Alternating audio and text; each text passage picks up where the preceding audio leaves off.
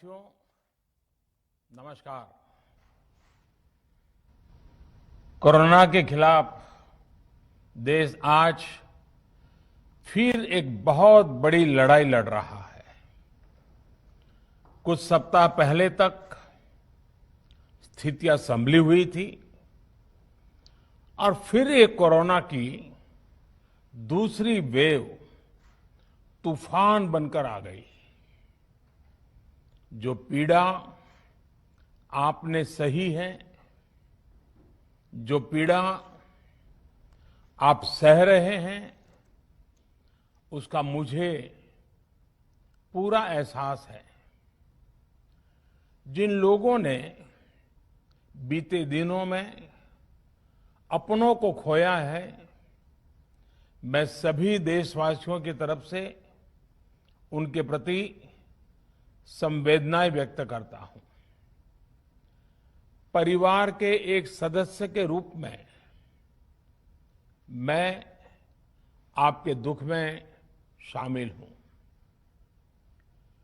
चुनौती बड़ी है, लेकिन हमें मिलकर अपने संकल्प, अपने हौसले और तैयारी के साथ इसको पार करना है।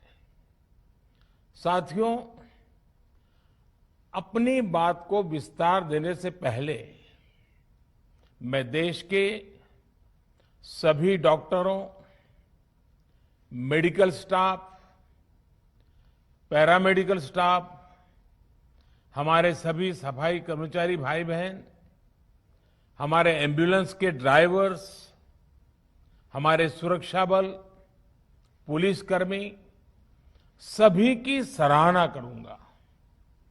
आपने कोरोना की पहली वेव में भी अपना जीवन दांव पर लगाकर लोगों को बचाया था।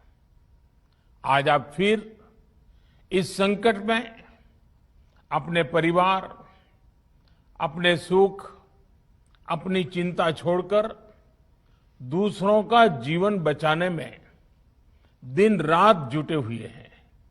साथियों, हमारे शास्त्रों में कहा गया है, त्याज्यम न धैर्यम विदुरेऽपि काले, अर्थात कठिन से कठिन समय में भी हमें धैर्य नहीं खोना चाहिए। किसी भी परिस्थिति से निपटने के लिए हम सही निर्णय लें, सही दिशा में प्रयास करें, तभी हम विजय हासिल कर सकते हैं। इसी मंत्र को सामने रखकर आज देश दिन रात काम कर रहा है। बीते कुछ दिनों में जो फैसले लिए गए हैं, जो कदम उठाए गए हैं, वो स्थिति को तेजी से सुधारेंगे। इस बार कोरोना संकट में देश के अनेक हिस्से में ऑक्सीजन की डिमांड बहुत ज्यादा बढ़ी है। इस विषय पर तेजी से और पूरी संवेदनशीलता के साथ काम किया जा रहा है। केंद्र सरकार, राज्य सरकारें, प्राइवेट सेक्टर, सभी की पूरी कोशिश है कि हर जरूरतमंद को ऑक्सीजन मिले। ऑक्सीजन प्रोडक्शन और सप्लाई को बढ़ाने के लिए भी कई स्तरों पर उपाय किए जा रहे हैं। राज्यों में नए ऑक्सीजन प्लांट्स हो, 1 लाख नए सिलेंडर पहुंचाने हो, औद्योगिक इकाइयों में इस्तेमाल हो रही ऑक्सीजन का मेडिकल इस्तेमाल हो, ऑक्सीजन रेल हो, हर प्रयास किया जा रहा है। साथियों, इस बार जैसे ही कोरोना के केस बढ़े, देश के फार्मा सेक्टर ने दवाइयों का उत्पादन और बढ़ा दिया है। आज जनवरी फरवरी की तुलना में देश में कई गुना ज्यादा दवाइयों का प्रोडक्शन हो रहा है। इसे अभी और तेज किया जा रहा है। कल भी मेरी देश की फार्मा इंडस्ट्री के बड़े जो प्रमुख लोग हैं, उसके जो एक्सपर्ट लोग हैं, उनसे बहुत लंबी चर्चा हुई है। प्रोडक्शन बढ़ाने के लिए हर तरीके से दवाई कंपनियां की मदद ली जा रही है। हम सौभाग्यशाली हैं कि हमारे देश के पास इतना बड़ा मजबूत फार्मा सेक्टर है जो बहुत अच्छी और तेजी से दवाइयां बनाता है। इसके साथ ही अस्पतालों में बेड की संख्या को बढ़ाने का भी काम तेजी से चल रहा है। कुछ शहरों में ज्यादा डिमांड को देखते हुए विशेष और विशाल कोविड हॉस्पिटल बनाए जा रहे हैं।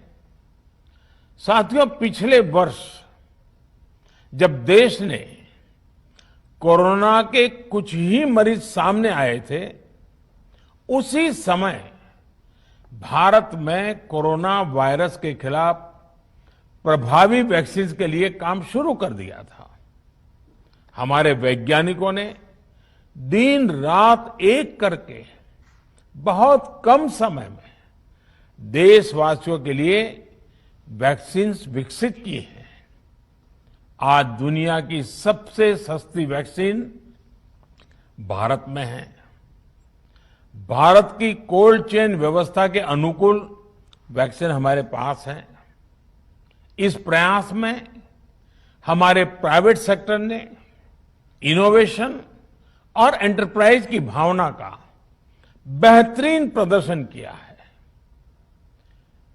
वैक्सीन की अप्रूवल्स और रेगुलेटरी प्रोसेसेस को फास्ट ट्रैक पर रखने के साथ ही सभी साइंटिफिक और रेगुलेटरी मदद को बढ़ाया गया है। यह एक टीम एफर्ट है जिसके कारण हमारा Bharat 2 made in India vaccine के साथ दुनिया का सबसे बड़ा टीकाकरण अभियान शुरू कर पाया। टीकाकरण के पहले चरण से ही गति के साथ ही इस बात पर जोर दिया गया कि ज्यादा से ज्यादा क्षेत्रों तक, जरूरतमंद लोगों तक वैक्सीन पहुंचे।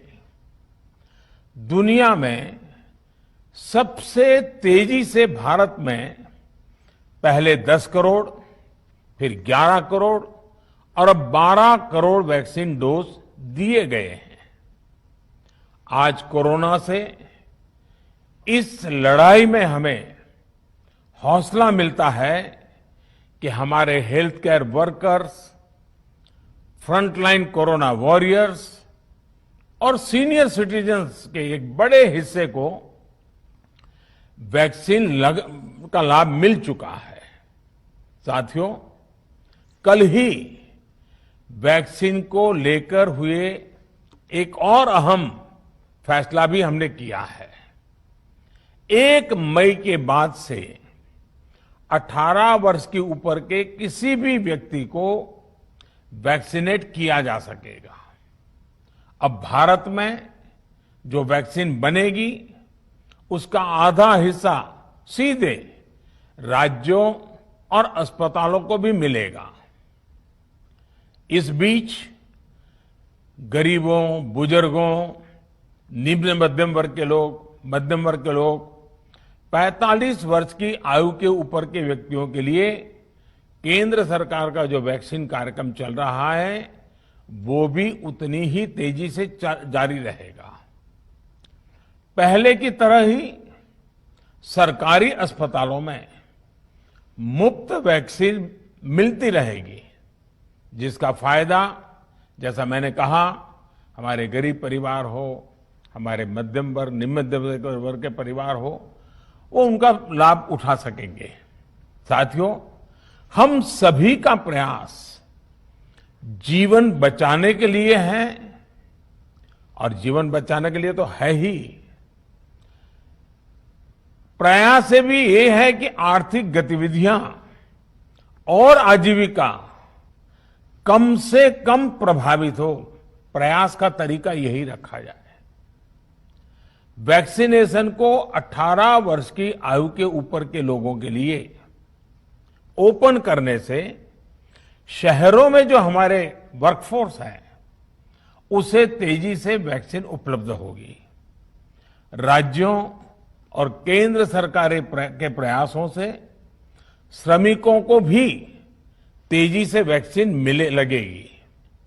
मेरा राज्य प्रशासन से आग्रह है कि वो श्रमिकों का भरोसा जगाए रखे। उनसे आग्रह करें कि वो जहां है वहीं रहे।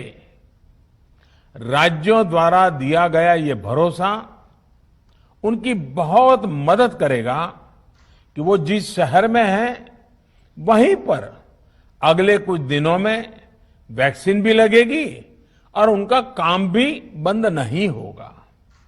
साथियों, पिछली बार जो परिस्थितियां थी वो अभी से काफी भिन्न थी।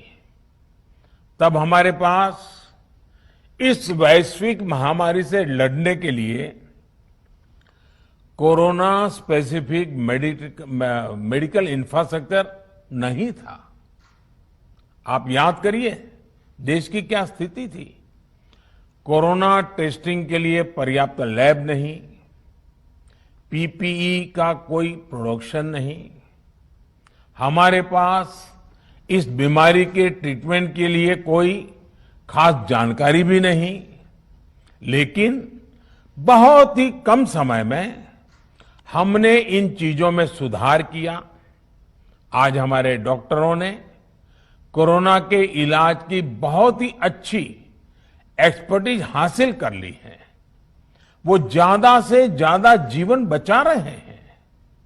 आज हमारे पास बड़ी मात्रा में पीपीई किट्स हैं, लैब्स का बड़ा नेटवर्क है और हम लोग टेस्टिंग की सुविधा को निरंतर बढ़ा रहे हैं।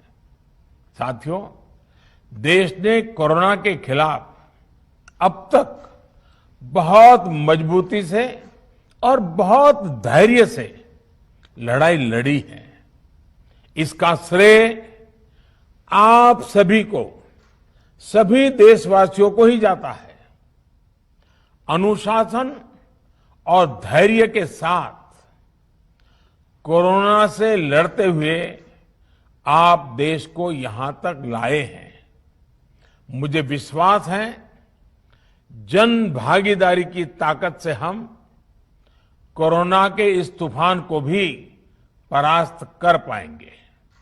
आज हम अपने चारों ओर देख रहे हैं कि कैसे कई लोग, कई सामाजिक संस्थाएं जरूरतमंदों तक मदद पहुंचाने में दिन रात जुटे हैं।